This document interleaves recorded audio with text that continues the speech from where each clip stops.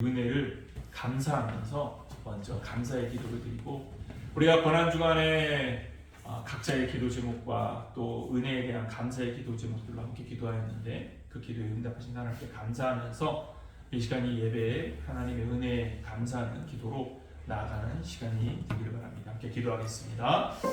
만왕의 왕이 되시며 만군의 주가 되신 아버지 하나님, 우리를 향하신 그 사랑을 확정하시고자 우리에게 약속의 말씀을 주시고 복음의 은혜를 주시되 하나님 나라와 그 영광을 구하며 믿음의 삶을 살도록 우리에게 부활의 소망이 되어주신 것 감사를 드립니다. 부활의 찬송함을 통하여서 우리의 이 믿음이 부활이 없다면 아무 의미 없고 소용이 없는 믿음이란 사실 또한도 들으셨사오니, 하나님 이 구속의 은혜가 가장 가치고 빛나니 부활의 소망 안에 있음을 다시 기억하며 우리에게 부활의 소망이 되신 주님을 바라보며 그 부활의 영광을 바라보며 아버지 새로운 결단과 믿음으로 일어난 우리가 되게 하여 주시옵소서. 그런 주간을 동행하는 교회가 아버지 부활의 소망이 되신 그리스도의 은혜에 감사하며 아버지 하나님 우리가 그 부활의 산수만 품은 자로서 주님과 함께하고자 하는 삶으로 깨어 기도하였으며, 또한 아버지 이 자리에 모여있는 믿음의 성도들 한 가지 한 가지 기도의 제목을 놓고 기도하였습니다.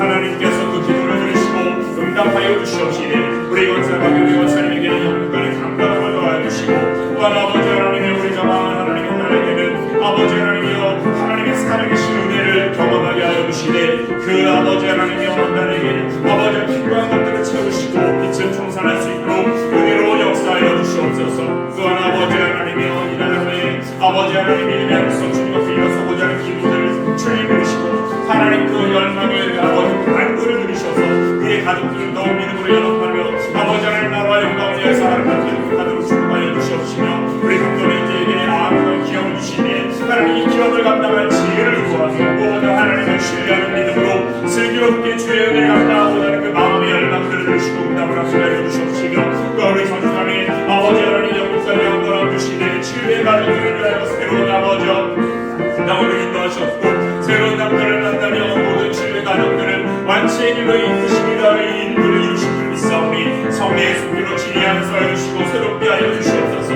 또한 우리 영국 선생님의 영육간에 감당을 주시며 5월 30일에 이사가 아름답게 이루어질 수 있도록 인도하여 주시옵시며, 우리 기독교장도 아버지 하나님 앞에서 아버지 하나님 함께 함께 정치적 문제와 나아가 여호와 하나님의 은혜를 구하며 슬픔과 다른 그 결단을 지켜나도록 구하주시옵시며, 그를 향해 사모에게 지혜를 주시고 또한 우리 이놈의 자에게 감수가 들리지 않도록 그 입술의 신앙의 고백이 잡아주도록 역사해 주시옵시며, 우리 운전자의 아버지 하나님 그 마음의 열과 모습을 구하여 하나님의 지혜를 구하며 또한 아버지 하나님의 딸 아버지 어머니 아버지의 회복을 구하는 간절한 기도를 들으시고 응답하여 주시옵소서. 우리 주 여호와 하나님의 선하신 역사를 기대하며 같은 마음으로 기도했던 우리 모두들 아버지 하나님의 응답을 기대하며 주님 일어서 주의 백성들이 우리 안에 일하시는 하나님을 만나는 기쁨으로 충만케 하여 주시고, 이를 통하여 여호와 하나님 앞에만 영광을 돌려드리는 아름다운 공동체로 위한 사랑한 삶을 축복하시고 인도하여 주시옵소서. 주의 거룩하신 성령의 손들로 이 부활의 날에 영생의 순간이 되신 주님을 바라보며 다시 일어날 용기와 지혜롭게 하시고 믿음으로 새롭게 하시고 또 충만케 하여 주셔서 말세지만 사랑한 지혜로 아버지 우리를 새롭게 하여 주실 줄 믿고 감사를 드리며 우리를 무엇보다 구속하신 우리 주 예수 그리스도 이름으로 기도드립니다. 아멘. 우리 사도신경으로 함께 신앙을 고백합니다. 전능하사 천지를 만드신 하나님 아버지를 내가 믿사오며 그 외아들 우리 주 예수 그리스도를 믿사오니, 이는 성령으로 잉태하사 동정녀 마리아에게 낳으시고 본디오 빌라도에게 고난을 받으사 십자가에 못 박혀 죽으시고 장사한 지 사흘 만에 죽은 자 가운데서 다시 살아나시며 하늘에 오르사 전능하신 하나님 우편에 앉아 계시다가 저리로서 산자와 중자를 심판하러 오시리라. 성령을 믿사오며 거룩한 공예와 성도가 서로 교통하는 것과 죄를 사하여 주시는 것과 몸이 다시 사는 것과 영원히 사는 것을 믿사옵나이다. 아멘.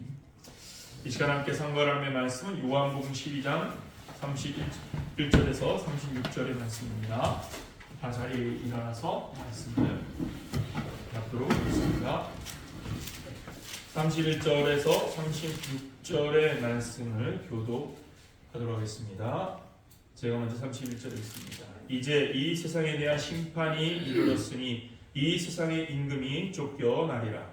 내가 땅에서 들리면 모든 사람을 내게로 이끌겠노라 하시니. 이렇게 말씀하심은 자기가 어떠한 죽음으로 죽을 것을 보이심이로라. 이에 우리가 대답하되 우리는 율법에서 그리스도가 영원히 계신다함을 들었거든 너는 어찌하여 인자가 들려야 하리라 하느냐. 이 인자는 누구냐. 예수께서 이르시되 아직 잠시 동안 빛이 너희 중에 있으니 빛이 있을 동안에 다녀 어둠에 붙잡히지 않게 하라. 어둠에 다니는 자는 그 가는 곳을 알지 못하느니라. 너희에게 아직 빛이 있을 동안에 빛을 믿으라. 그리하면 빛의 아들이 되리라. 아멘. 자, 오늘은 부활주의를 맞이하여서 우리 성도들이 함께 살아계신 주님을 찬양하면서 기타 찬양학교 마무리합니다. 자, 그럼 찬양합시다.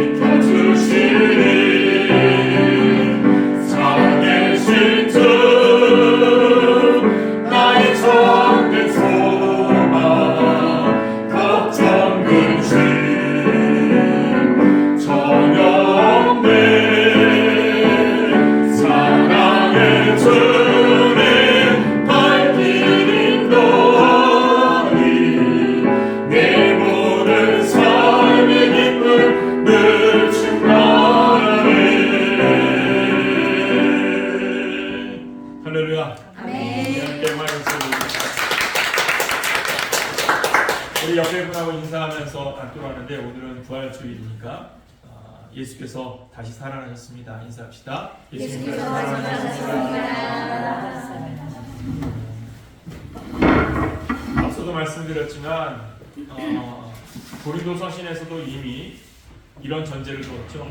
만약 예수님이 다시 살아나지 않으셨다면, 부활이 없다면, 우리가 고린도 서신을 함께 상고하면서 이 부분의 말씀을 상고하면서 그런 전제들을 보면서 이 부활절이 얼마나 의미 있는지를 다시 되새기게 되어집니다. 우리에게 부활이 없다면, 그리스도의 다시 살아남이 없다면 부활의 소망도 없을 뿐만 아니라 부활의 소망이 없다면 믿음도 헛것일 뿐이다 라는 이 단호한 말씀을 꼭 기억하면서 부활의 은혜를 주신 하나님 앞에 감사하면서 부활의 산 소망을 가지고 살아가는 여러분들 되기를 예수님으로 축원합니다. 아멘. 부활의 산 소망을 가지는 것, 이것은 믿지 않는 자들이 가질 수 없는 소망입니다. 이거는 돈으로 살 수도 없는 것이고 또 어떠한 다른 가치로 대체할 수 없는 것입니다. 가장 유일한 것이며 가장 귀한 것이며 또한 누구도 빼앗을 수 없는 선물임을 기억하면서 감사함으로 살아가는 우리가 되기를 바랍니다.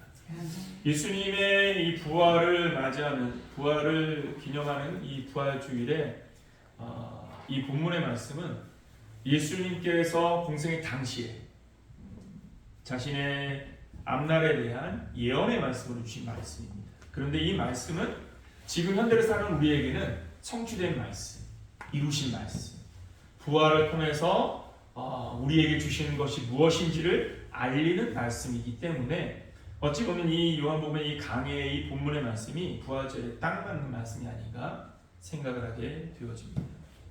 먼저 이 본문은 우리에게 예수님께서 당시 공생의 당시에는 예수님의 죽음에 대해서도 알지 못했고 그분이 다시 살아날 것이라는 기대조차도 갖지 못했던 그러한 시대에 예수님의 예언의 말씀을 통하여 자신의 죽으심과 그리고 다시 살아날 것에 대한 이 예언의 말씀을 통해서 주께서 이루시고자 하는 일들이, 하나님이 이루시고자 하는 일들이 무엇인지를 우리에게 들려주셨다라고 말씀할 수 있습니다. 그런데 이것은 앞서 말씀드리도록 이미 성취된 말씀입니다. 이 말씀을 통해서 과연 이 말씀이 오늘 우리에게 무엇을, 부활의 소망을 가진 우리에게 무엇을 말씀하려는지를 함께 생각해 보려고 합니다. 이 말씀을 하실 때 예수님께서는 말씀을 알아듣지 못하는 자들에게 예언의 말씀으로 주셨다는 사실을 확인할 수가 있습니다. 여러분 본문 33절을 한번 다시 보십시오. 이렇게 말씀하시면 자기가 어떠한 죽음으로 죽을 것을 보이심이라.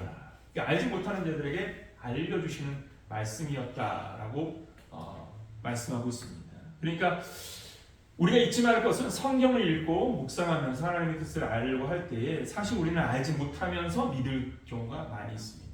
그 뜻이 무엇인지 분별하지 못한 채 따라갈 때도 많이 있습니다. 아브라함의 믿음을 생각해 보십시오.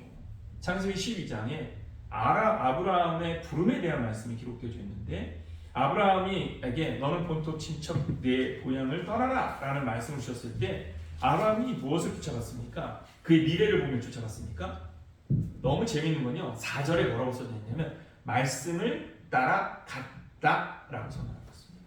그러니까 아브라함이 믿음의 선진으로서 우리에게 어떤 모델이 될 수 있는 이유는 그의 선함도 그의 착함도 아닙니다. 그가 무엇을 하냐면 믿음의 표상처럼 말씀을 듣고 그 말씀을 따라가기 때문에 믿음은요 알아서 가는 것이 아니라 신뢰함으로 따라가는 것입니다. 말씀을 주신 그분을 신뢰하고 말씀하신 그 말씀대로 이루실 것에 대한 약속으로 그분을 따라가는 것. 여러분 이것이 믿음이라는 사실 잊지 말기를 예수님으로 축원합니다. 그래서 말씀을 따라가는 것이 믿음입니다. 지금 이 말씀을 주셨을 때에 유대인들도 사실은 이 말씀이 또한 제자들도 사실은 이 말씀이 어떤 의미인지를 알지 못했습니다. 그러나 그럼에도 불구하고 주님께서는 들려주십니다. 왜죠? 말씀을 들려주시는 것이 하나님께서 우리에게 주신 은혜의 손길이기 때문입니다. 알아듣지 못해도 들려주시고 또한 보지 못해도 볼 수 있도록 계속해서 알려주시는 것, 이것이 하나님이 우리에게 베푸신 사랑의 손길이라는 사실을 잊지 말기를 예수님으로 축원합니다. 그래서 보고자 하는 마음으로 듣고자 하는 마음으로 듣는 자, 보기에 힘쓰는 자가 되기를 바랍니다. 그러니까 믿음의 첫 여정은 바로 그와 같습니다. 보이지 않는 데 가야 하고 들리지 않는 데 쫓아가야 됩니다. 그런데 그래도 그 약속하신 말씀대로 일하실 것이라 하나의 신뢰에서부터 시작되는 그 믿음의 여정이 우리의 삶을 바꿔 나갈 줄 믿습니다. 첫 번째, 주께서는 당시의 예언의 말씀이지만 현재에는 이미 성취된 말씀으로 무엇을 이루셨습니까? 첫 번째 한번 따라해 봅시다. 세상을 심판하셨다. 심판하셨다. 예. 예수님의 이 죽으심과 부활은 세상을 향한 심판이다라는 사실을 확정하여 말씀합니다. 여러분 31절 말씀 보십시오. 같이 한번 읽어볼까요? 같이 읽습니다. 시작. 이제 이 세상에 대한 심판이 이르렀으니 이 세상의 임금이 쫓겨나리라. 예, 여기 보면 아주 단호하게 말을 하죠. 이제 이 세상에 대한 심판이 이르렀다.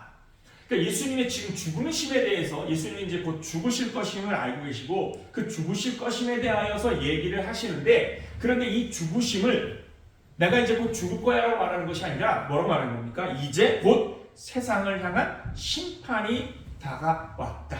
이르렀다라고 말씀하십니다. 이 말은 무슨 말입니까? 다시 말하면 예수님의 죽으심은 심판을 이루는 죽으심이 될 것이다 라는 사실을 말하고 있는 것입니다. 이와 같은 말씀은 오늘 이 본문에서 하신 것이 아닙니다. 여러분 16장 말씀을 잠시 가볼까요? 16장, 요한복음 16장 9절, 10절, 11절 말씀을 보면 세 가지를 예수님이 말씀을 하시거든요. 자, 9절, 10절, 11절 한번 읽어볼까요? 시작. 죄에 대하여라 함은 그들이 나를 믿지 아니하며 의에 대하여라 함은 내가 어디로 가니 너희가 다시 나를 보지 못하며 심판에 대하여라 함은 이 세상 임금이 심판을 받았음이라. 자, 죄에 대하여라 함은 무엇이라고요? 믿지 아니하는 게 죄다라는 것입니다. 죄가 무엇이라고요? 그럼 믿지 않는 게 죄입니다. 죄를 우리는 선악이라는 관념으로 자꾸 접근을 해요. 이 선악이라는 관념으로 자꾸 접근하다 보니까 무엇에 도달하려고 하는 율법에 의해 도달하려는 의식이 강하게 일어나는 겁니다. 그러면 우리가 율법의 의를 이룰 수 있다? 없다? 그럼 없습니다. 없는데 자꾸 왜 율법의 의에 도전하려고 하죠? 이게 바로 죄의 본성입니다. 율법의 의를 이룰 수 없는 존재입니다. 그런데 왜 자꾸 율법의 의에 도전하려고 합니까? 이게 죄의 본성입니다. 예수님께서 우리가 율법의 의에 도달하지 못한다는 사실을 아시기 때문에 무엇하시냐면 대속자로 예수 그리스도를 보내십니다. 그러니까 하나님께서 우리에게 의를 선물하시는데 어떻게 선물하셨냐면 예수 그리스도를 통하여 대속의 보혈의 피로 우리에게 의를 선물해 주신 것입니다. 할렐루야. 그래서 예수를 믿는 게 의인 겁니다. 예수를 믿는 것이 의입니다. 예수를 믿는 자가 되기를 예수님의 이름으로 축원합니다. 그래서 의에 대하여서라고는 뭐라고 말했습니까? 의에 대하여서는 내가 아버지께로 가니 너희가 다시 나를 보지 못하며. 여러분 예수님이 아버지께로 가서 아버지의 나라에 이르러서 다시는 너희가 나를 못 볼 것이라는 게 왜 의입니까? 예수님의 대속의 은혜, 이 보혈이 의이기 때문인 것입니다. 예수님 자신이 의인이고 그 의인이 우리의 죄를 위하여 죽으셨기 때문에 그렇기 때문에 의인은 예수 그리스도밖에 없는 줄 믿으시기를 예수님으로 축원합니다. 그래서 믿음은 예수를 아는 것이며 예수를 믿는 것이고 예수를 따르는 것입니다. 그리고 그 안에서 우리가 의롭다 하는 것은 착하기 때문이 아닙니다. 선하기 때문이 아닙니다. 그리스도인들이 가장 위험한 함정이 뭐냐면 그리스도인의 의식 속에 착함이라는 의라는 이러한 이 함정을 덫을 놓고 자꾸 예수를 믿으면서 뭐가 되려고 하냐면 의인이 되려고. 예수를 믿으면서 의인이 되려고 하니까 못하는 겁니다. 예수의 구속의 은혜는 뒤에다 놓고 자기가 자꾸 의인이 되려고 하는 거야. 여러분 이게 함정이라는 사실 잊지 말기를 예수님을 축원합니다. 우리는 의인이 되려고 하는 사람이 아닙니다. 예수를 믿는 사람인 것입니다. 우리가 도적질을 하지 않는 이유는 뭡니까? 살인하지 않는 이유는 뭡니까? 그렇게 사는 게 마땅하니까. 율법이 정하고 있기 때문에, 법이 정하고 있기 때문이 아닙니다. 예수를 믿고 예수의 구속의 은혜 안에서 사랑하라 말씀하신 나를 대속하신 예수님의 사랑의 십자가의 사랑을 받아들이면 무엇하게 됩니까? 사랑하게 되겠죠. 사랑하게 되면 죽일 수 없고 또한 뺏을 수 없는 겁니다. 예수를 따라가는 신앙이 의를 이룰 수밖에 없는 것이 무엇이냐면 예수님께서 자신을 힐난하고 자신을 적대시하며 자기를 죽이는 자들에게 자신의 생명을 내어주셨습니다. 자, 그 십자가의 도를 따라가는 우리가 그와 같은 삶을 추구하지 않는다? 모순이 있는 것이 아니죠. 믿음은 예수를 따라가는 것입니다. 마지막으로 심판에 대하여라고 말했죠. 심판에 대하여라고 하면 뭐라고 말했습니까? 오늘 본문에서 분명하게 16장에서도 말하기를 이 세상 임금이 심판을 받았다라고 정의를 하고 있습니다. 그러니까 오늘 본문 31절에 있는 세상 임금이 쫓겨나는 것과 세상의 심판이 이르렀다는 말씀과 같은 의미의 말씀인 것이죠. 자, 예수님의 죽으심이 심판을 이룬 것입니다. 왜입니까? 죄의 기준을 확정하시기 때문입니다. 죄의 기준이 무엇이죠? 꿀먹은 먹으니까 죄의 기준이 뭡니까? 그렇죠. 예수를 믿지 않는 게 죄의 기준입니다. 이게 예수님의 대속의 은혜가 확정 지은 사실인 것입니다. 그러니까 세상에서 착하게 사는 사람, 의롭게 사는 사람들에게 희망이 있는 게 아닙니다. 자꾸 사람들이 자기가 어떠한 수행을 통해서 뭔가 의에 도달해서 그 의를 통해서 하나님의 은혜를 감당할 거라는 생각을 하는 거, 여러분 굉장히 위험한 겁니다. 이거는요, 보혈의 은혜가 주신 영적 가치를 훼손하는 행동입니다. 왜죠? 우리가 의인이 될 수 없다는 사실을 아셨기 때문에 대속의 은혜로 독생자 예수 그리스도를 주신 것 아닙니까? 하나님께서 하나님의 지혜로, 하나님의 사랑으로 우리를 위하여서 우리에게 대속의 은혜를 주셨는데 우리는 그게 필요 없다고 말합니다. 이게 바로 죄입니다. 여러분, 예수께서 죄가 무엇인지를 가늠하시고 그 기준으로 말미암아 이미 심판이 이르렀다는 사실을 잊지 말기를 예수님으로 축원합니다. 그런데 이제 우리에게 있는 질문이 있습니다. 이 세상 임금이 쫓겨날 것이라고 했습니다. 예수님이 이 땅에 오신 지 벌써 2000년이 지났습니다. 세상에 임금이 사라졌나요? 예. 요즘 각국에 있는 지도자들, 대통령과 수많은 국가 지도자들 때문에 이 나라가 지금 전 세계가 난리통입니다. 누구 말을 들으니까 트럼프를 지혜로운 윤석열이라고 표현하는 사람이 있더라고요. 그러니까 윤석열을 멍청한 윤석열이라고 말하고 트럼프는 지혜로운 윤석열이다라고 말하는 사람들도 있다고 하더라고요. 이게 왜 이런 말들이 나오는 겁니까? 이 한 사람이 갑자기 내던지는 말 한마디가 전 세계를 지금 뒤흔들고 있기 때문입니다. 이런 이 혼잡함들을 무엇으로 만든 겁니까? 한 사람의 말들로. 그러면 여기서 말하고 있는 임금이 바로 이러한 지도자들이 없어진다는 말이 아니라는 사실을 반증하고 있는 것이죠. 왜? 예수님이 심판을 이루었고 그 심판은 죄의 기준이 예수를 믿느냐 믿지 않느냐로 이미 규정되어졌어요. 그 규정 이후에 임금을 쫓아내신다고 그랬는데 세상의 왕들은 여전히 존재하고 있으니까 그러면 세상의 왕들은 아니라는 것이죠. 그러면 이것은 영적 의미라는 의미로 좁혀지겠죠. 그러면 무엇을 말하는 것입니까? 바로 세상의 주관자들, 영적인 주관자들을 말하고 있는 것입니다. 이 부분에 대해서는 에베소서에서는 이렇게 표현하죠. 에베소서 2장 2절 말씀을 잠깐 보도록 합시다. 에베소서 2장 2절입니다. 우리의 과거를 표현하는 표현을 2장 2절에서 말합니다. 예수를 믿기 이전, 죄와 허물 가운데 죽어 있었던 이전, 그 이전에 우리는 어떤 사람으로 어떤 그늘 아래 있었는지를 말합니다. 2장 2절 같이 읽어봅시다. 시작. 그때 너희는 그 가운데에서 행하여 이 세상의 풍조를 따르고 공중의 권세 잡은 자를 따랐으니 곧 지금 불순종의 아들들 가운데 역사하는 영이라. 자, 바로 무엇을 말하는 겁니까? 첫째, 공중의 권세 잡은 자들입니다. 공중의 권세 잡은 자들은 어떤 자들입니까? 불순종의 아들들 가운데 역사하는 영입니다. 불순종의 아들들이라는 것은 무엇입니까? 예수를 부정하고 예수를 떠나 있는 사람들, 주를 바라지 않는 사람들, 그들 위에서 군림하고 있는 영을 말합니다.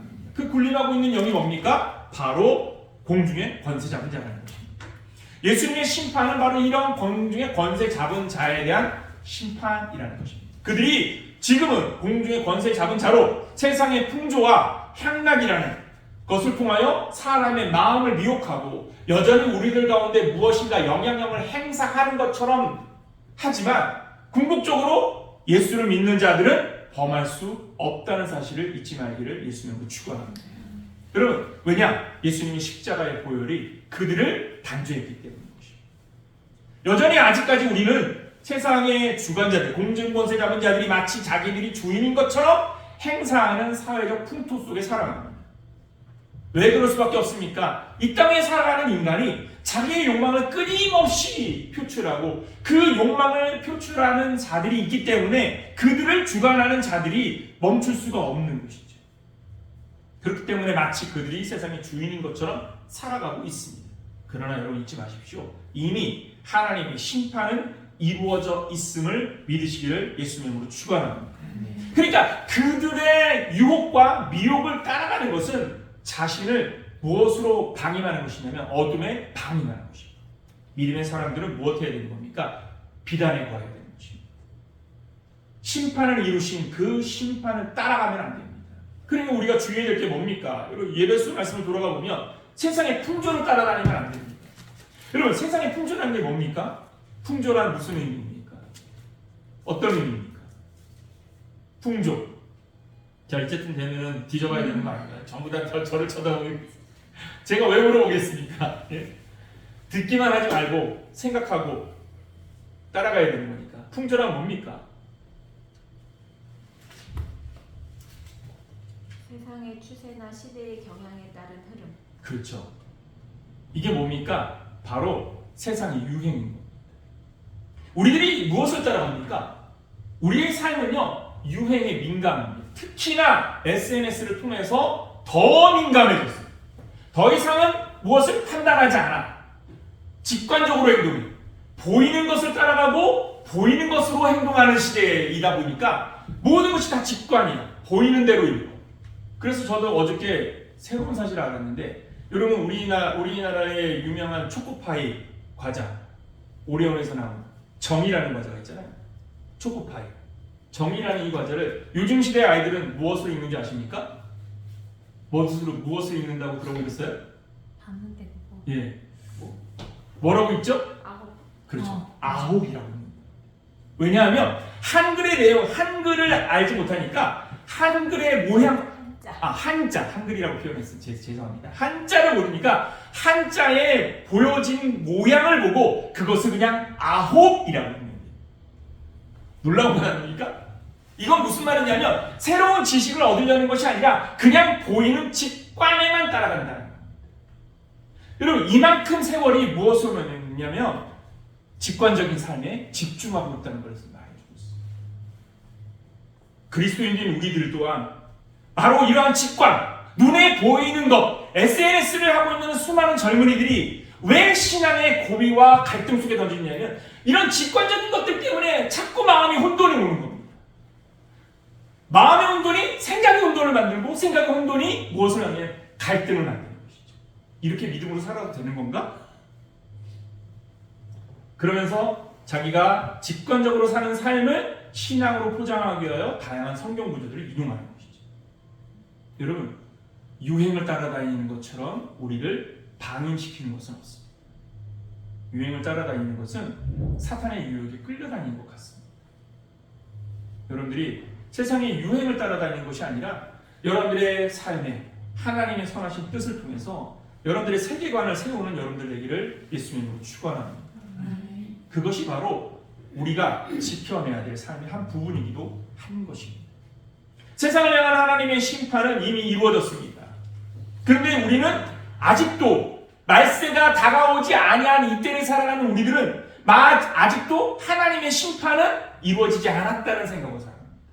여러분 예수님께서 십자가에 달려 죽으심으로 말미암아 죄에 대한 심판이 이루어졌다는 사실을 잊지 말기를 예수님으로 축원합니다. 그래서 이 부활이 영광인 이유가 뭐냐면 죄에 대한 심판과 함께 부활을 통하여서 우리에게 영생의 소망, 곧 예수를 믿는 자들에게는 그 심판의 정죄의 현장에서 끝나는 것이 아니라 다시 사는 영생의 소망을 갖게 하셨기 때문에, 그렇기 때문에 하나님이 이루신 심판으로 인하여 우리가 혜택을 얻은 자임을 깨닫게 되는 것입니다. 여러분들은 이미 심판을 이기고 구속의 은혜 위에 선 주의 자녀들임을 잊지 말기를 예수님의 이름으로 축원합니다. 이 죄에 대한 심판은요, 로마서에는 이렇게 표현합니다. 여러분 로마서 6장을 한번 가보도록 합시다. 로마서 6장 10절과 11절 말씀을 잠시 보도록 합시다.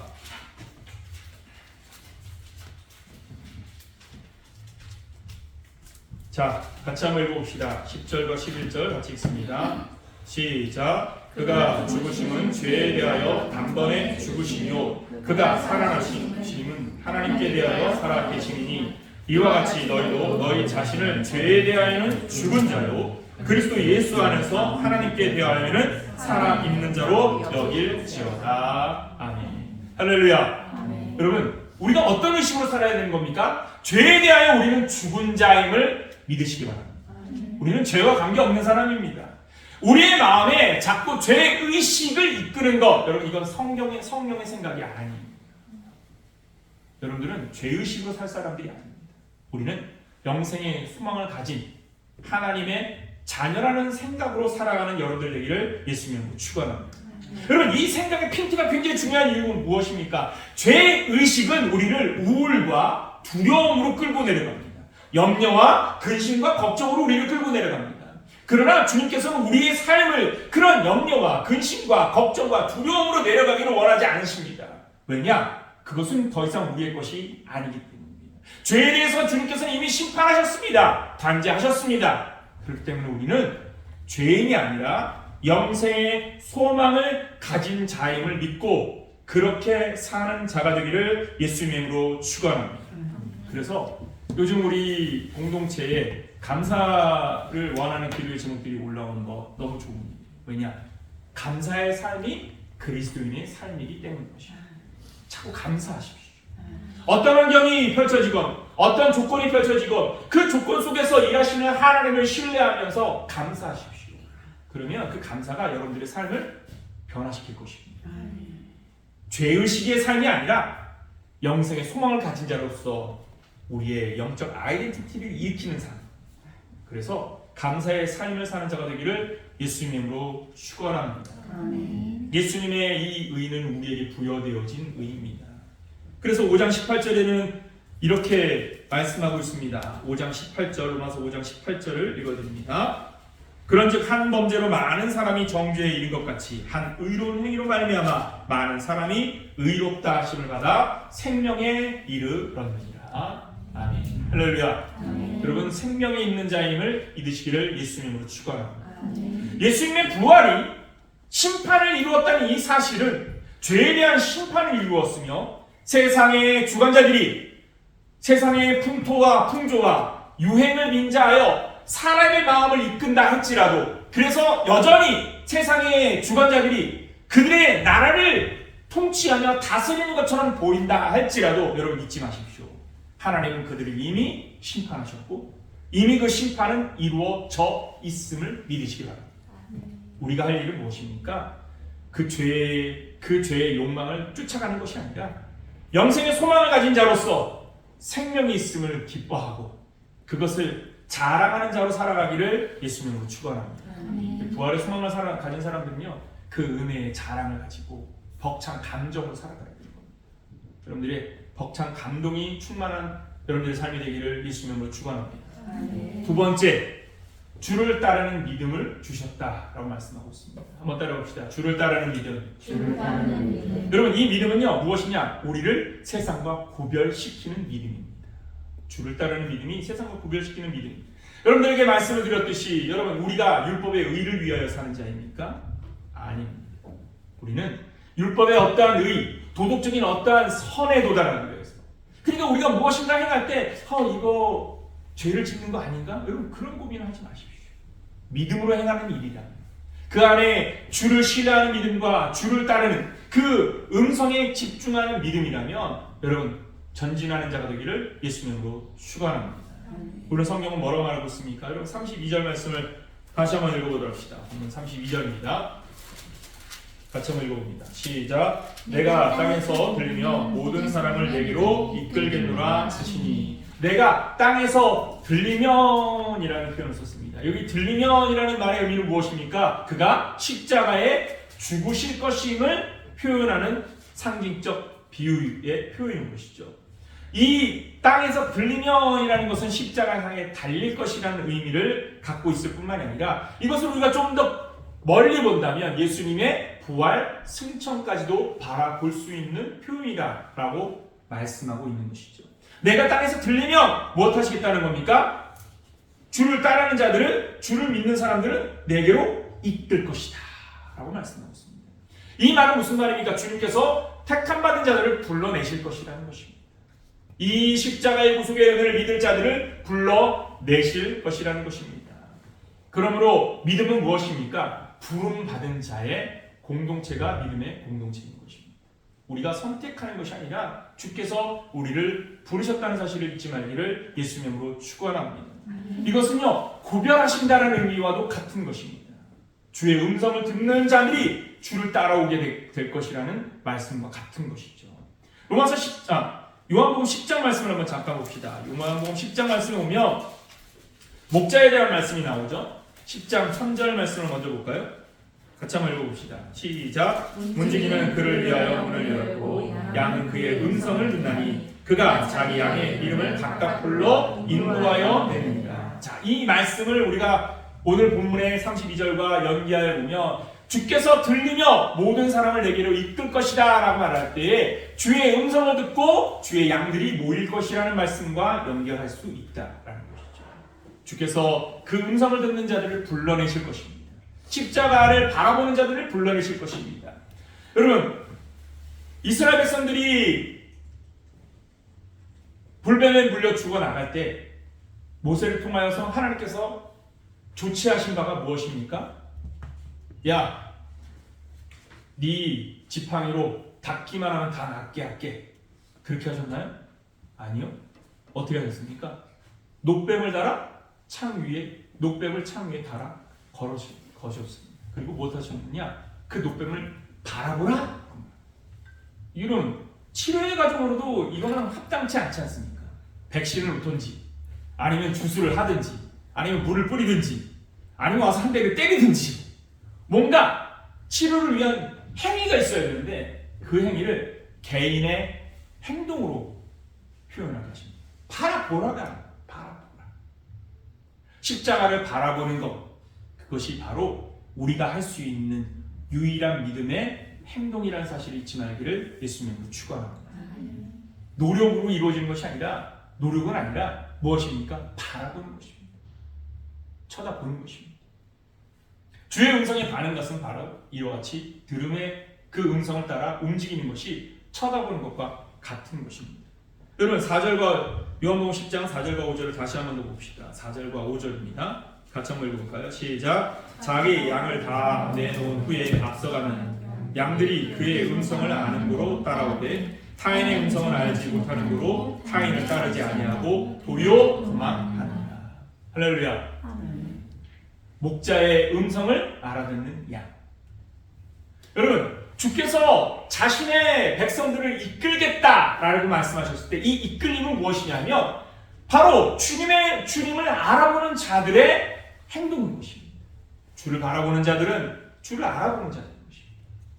주를 알아보는 자들은 주를 바라볼 것입니다. 그러한 자들을 구별해내시는 것입니다. 바로 믿음은 하나님의 음성을 듣는 자들을 구별하시는 영적 행보라는 사실을 잊지 말기를 예수님으로 축원합니다. 여기서 말하는 음성은 무엇을 말하는 겁니까? 하나님의 말씀을 말하는 것이죠. 그 말씀을 듣고 반응하는 자들, 그 말씀을 듣고 나아가는 자들, 여러분, 이것이 믿음입니다. 지금 우리에게 있는 또 다른 함정이 무엇입니까? 교회 생활과 교회당이라는 이 공동체 생활을 하면서 사람들이 5년, 10년, 20년이 되면 자꾸 무엇이 되냐면 관계 중심이 되어요. 그래서 그 이후부터는 무엇 하느냐면 그 안에 하나님의 의나 하나님의 선하신 뜻이나 약속하신 말씀에 대한 관심은 사라져요. 뭐만 남습니까? 관계만 남습니다. 한국교회에서 함정은 그것이 될 수 있어요. 정모나 너무 좋은 것이죠.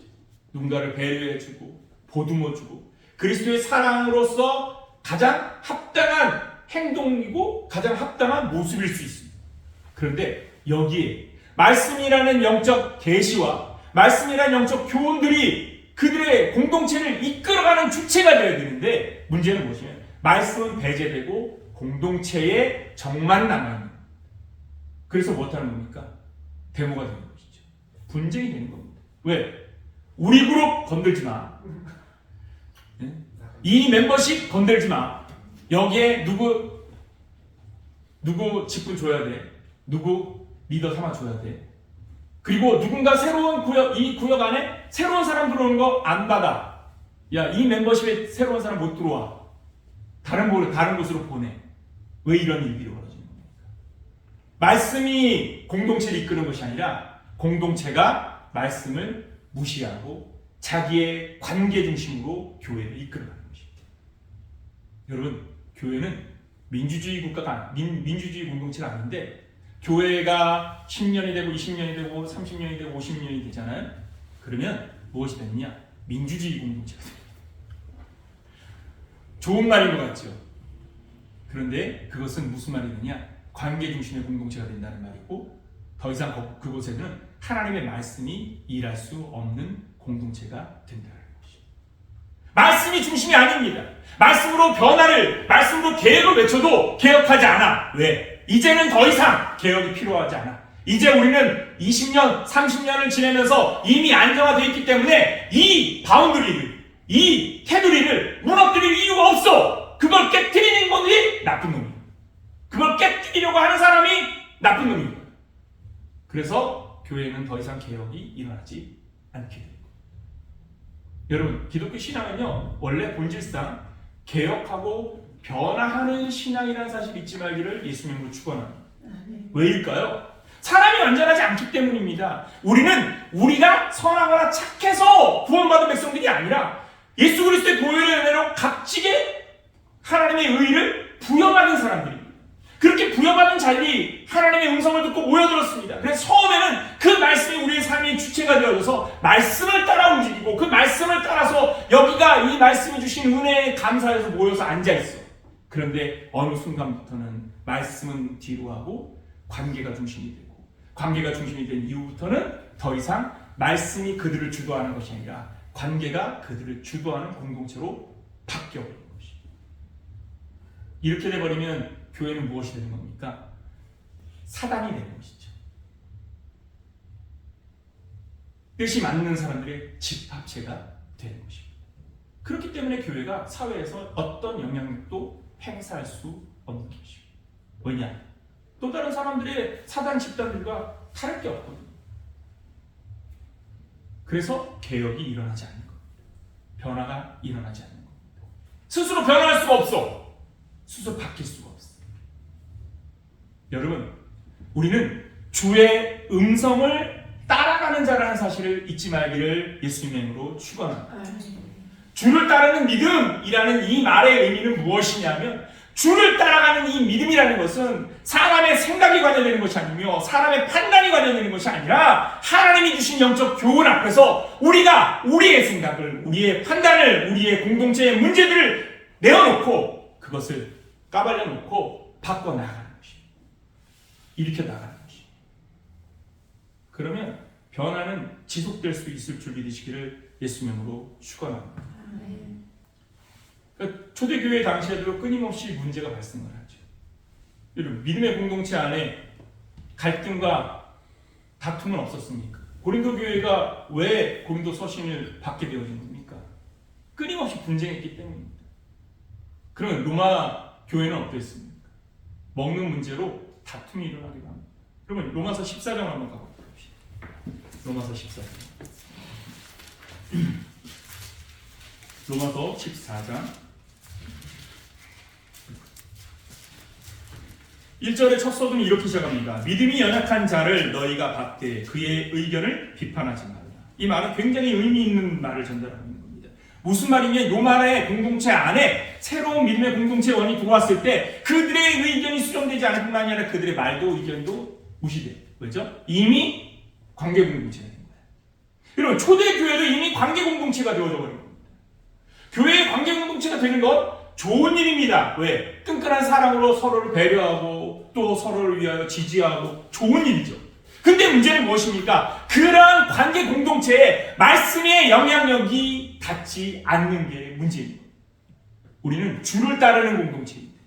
말씀을 따라가는 공동체입니다. 그 말씀이 주체가 되어서 그 말씀대로 우리의 공동체가 흩어졌다가 다시 모여되는 공동체인데 그 집합 공동체에서 말씀을 제거해버리고 우리는 절대 흩어지지 않을 거야.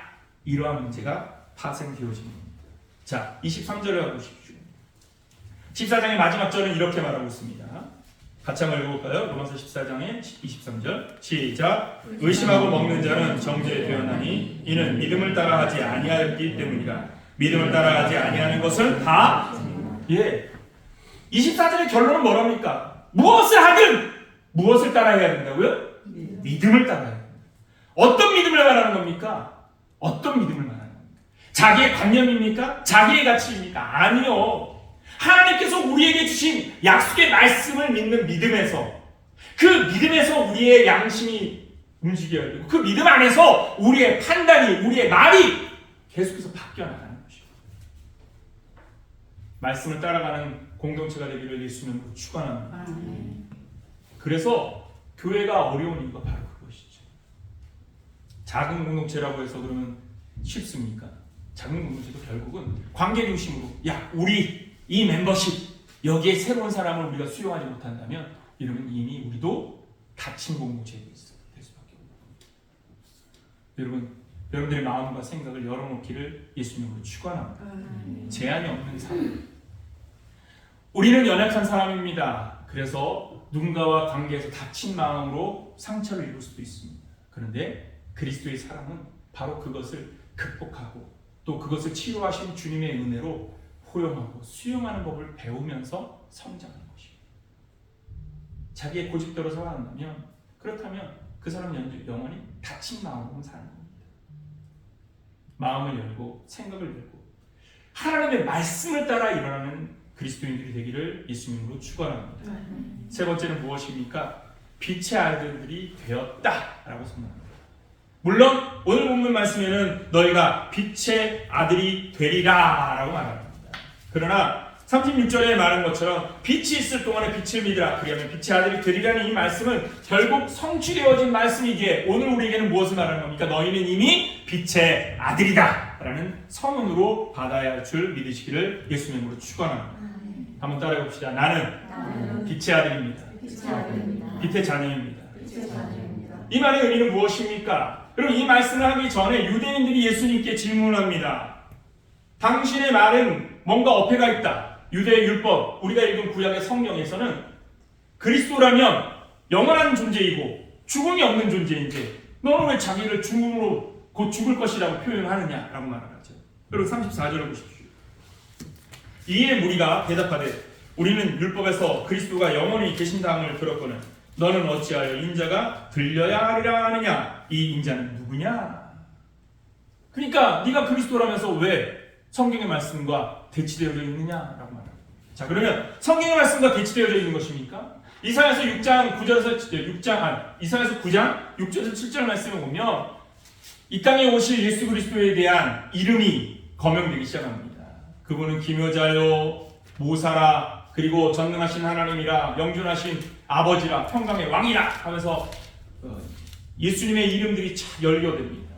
그래서 7절에 뭐라고 말하느냐? 다윗의 왕자와 그의 나라에 군림하여 영원히 정의와 공의로 그것을 보존하실 것이다 라고 선언합니다. 그러니까 유대인들이 지금 무엇을 하냐면 이 땅에 오실 메시아가 다윗의 왕권을 회복시키고 그것을 영원히 보존하실 것이다. 그게 결국 문자적 해석을 하는 것이죠. 문자적 해석을 하는 것입니다. 에스겔서 37장 24절에서 28절 말씀에도 보면 다윗의 왕권에 대한 표현이 등장하고 이것이 화평의 언약으로 영원한 언약일 것이다 라는 말씀을 합니다. 그러니까 이 구약의 예언들을 통하여서 다윗의 왕권을 회복하는 그리스도께서 영원한 언약으로 우리 가운데 영원히 계실 것이다 라는 말씀으로 이들은 이해하는 것이죠. 그래서 무엇하느냐면 그리스도는 죽지 않는다라고 말하는 거죠. 그런데 여러분 이 말은 문자적 해석일 뿐이라는 것을 잊어서는 안 돼요. 근본적으로는 예수님께서 영원한 왕이 되셨습니다. 할렐루야. 예수님의 죽으심으로 그의 왕권이 끝난 것이 아니라 부활하심으로 영생의 삶으로 부활 승천하심으로 영원한 왕권을 가지신 왕자의 자리에 계심을 믿으시기를 예수님으로 축원합니다. 그러니까 이사야서의 9장과 에스겔서의 37장의 말씀은 성취된 말씀임을 믿으시기를 예수님으로 축원합니다. 이 말씀을 문자적으로 해석하기 때문에 이들이 갈등하는 것이죠. 이에 대하여 예수님이 뭐라고 말씀하십니까? 35절 같이 한번 읽어봅시다. 같이 읽습니다. 시작. 예수께서 이르시되 아직 잠시 동안 빛이 너 중에 있으니 빛이 있을 동안에 다녀 어둠에 붙잡히지 않게 하라. 어둠에 다니는 자는 그 가는 곳을 알지 못합니다. 어둠에 거하는 자들은 잠깐 저희가 어둠 가운데 있지만 그러나 이 가운데도 빛이 있으니 빛을 믿으라 라고 말씀합니다. 여기 이 35절 말씀을 직역하면 이렇게 말하기도 합니다. 어둠이 너희를 자기 것으로 삼지 못하도록 너희는 빛이 있는 동안 계속해서 행하라 라고 주석가들은 직역을 하였습니다. 이런 직역은 무엇을 말하는 겁니까? 결국은 우리가 빛의 자녀로서 무엇 해야 되냐면 주께서 우리에게 주신 이 구속의 은혜를 먼저 얻은 자들로서 그 은혜 안에서 자신에게 보여진 이 은혜를 지키면서 그 삶을 계속해서 실행하라 라는 말씀으로 선포하신 것이다 라고 말씀하고 있는 것입니다. 여러분들은 이미 빛의 자녀가 되어진 줄 믿으시기 바랍니다. 그리고 빛의 자녀가 되었기 때문에 그 빛을 여전히 발산하며 그 자리를 지키는 삶을 감당하는 것이 우리의 사명임을 잊지 말기를 예수님으로 축원합니다. 우리는 사명을 생각할 때에 뭐 큰 일이라는 생각합니다. 그런데 여러분 생각해 보십시오. 내가 주의 음성, 곧 약속의 말씀에 집중하고 그 말씀을 내 삶의 영적 가치로 여기며 그 말씀이 내 삶에서 이루어지기를 소망하면서 살아간다면 그 사람은 이미 빛의 자녀로서 사는 자가 되어짐을 믿으시기 바랍니다. 그렇다면 그러한 삶을 통하여 교회 안에서 우리가 그 의를, 그 신앙의 영적 의를 쫓아가는 믿음의 삶을 살아간다면 여러분 그것이 사회를, 교회를 변화시키는 힘이 될 줄 믿습니다. 개혁과 변화는요 그렇게 일어나는 것입니다. 스트라이크를 하면서 내가 뭘 해낼 거야 라는 것이 아니라 내게 부여하신 하나님의 은혜를 지켜내는 것, 그 영적 가치를 지키기 위하여 목소리를 내는 것, 그리고 그 자리에서 묵묵히 자신의 사명을 위하여 기도하는 것. 그러면 그 현장에 하나님이 도우심의 손길을 통하여서 역사가 이루어지게 될 줄 믿으시기를 예수님도 축원합니다. 역사는 그렇게 이루어지는 것입니다. 저는 구약의 성경의 어떤 인물에 관하여 읽어보아도 그 사람들이 내가 무엇을 해내야지라는 목표를 발견한 바가 없습니다. 요셉은 어땠습니까? 다윗은 어땠습니까? 여러분 바울은 어땠습니까? 베드로는 어땠습니까? 그 외에 다니엘은 어땠습니까? 그들이 갖고 있는 목표가 그들이 이룬 일들을 계획한 목표였습니까? 아닙니다. 자신들이 한 일은 무엇이냐? 하나님이 자신에게 비친 영적 빛을 바라보고 그것을 믿음으로 받아들이고 그 자리에서 그 영적 가치를 지켜내기 위하여 결의하고 결단하고 지켜내는 삶입니다. 자기의 자리를 믿음으로 지켰더니 주께서 그를 통하여 은혜로 역사하시는 것입니다. 자기의 자리를 믿음으로 지켰더니 요셉은 이리저리 끌려다니다가 결국은 총리가 되었습니다. 자기의 자리를 지켰더니 다니엘은 그 다니엘이 살아가는 날 동안에 국가의 수장들이 바뀌어 나가는데도 불구하고 자신의 지위를 버린 바 되어지지 않았습니다. 놀라운 이야기입니다. 그렇지 않습니까? 정치적 관점에서 보면 이건 있을 수 없는 일입니다. 정권이 바뀌는데 어떻게 총리로서의 자기의 지위를 계속 유지할 수 있는 겁니까? 그런데 왜 그럴 수 있습니까? 사람을 바라보는 것이 아닙니다. 내가 이주를 탈까 저주를 탈까 이렇게 할까 저렇게 할까가 아니라 하나님 앞에서 나에게 부여하신 복음의 은혜, 영적 가치를 지키면서 이 가치를 빛내기 위하여 내가 무엇을 할까에 집중하고 그러면서 내가 바른 말이 필요할 때 서슴없이 바른 말을 합니다. 죽음을 불사하면서 바른 말을 하죠. 다니엘서에 나오는 다니엘과 세 친구들의 스토리에서 핵심은 뭡니까? 그들은 사자굴에 그리고 풀무불에 던져졌습니다. 왜입니까? 굴복하지 않기. 환경, 조건, 여건들에 굴복하는 것이 아니라 그럼에도 불구하고 자기에게 부여하신 영적 가치를 지켜내는 삶. 여러분, 이 부활절 이 말씀은 우리에게 무엇을 말합니까? 예수님께서 자신의 죽음에 대하여 예언하시면서 선포하신 말씀 속에 이미 이루신 일들, 지금 부활의 영광을 경험한 2000년이 지난 우리들에게 이미 이루어진 이 일들 속에 우리가 깨달아야 될 건 뭐냐? 하나님은 이미 예수님의 십자가의 죽으심과 부활과 승천을 통하여 세상을 향한 심판을 이루셨다는 사실이고 죄에 대한 심판을 이루셨다는 사실이고, 그러므로 여러분 감사하며 사십시오. 그리고 나를 부르신 그 부르심에 집중하는 자가 되십시오. 주의 음성을 따라가는 것이, 그 말씀을 따라가는 것이 믿음이라는 것입니다. 그리고 마지막으로 무엇입니까? 내가 빛의 자녀라는 사실을 잊지 말아야 합니다.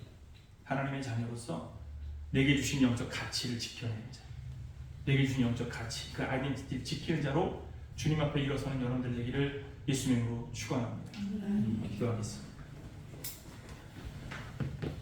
부활이고 생명이 되신 주님, 우리에게 그 부활의 산소망을 품게 하시고자 독생자 예수 그리스도를 보내시고 죽음을 넘어 부활과 영생의 소망으로 우리에게 소망이 되게 하신 것 감사를 드립니다.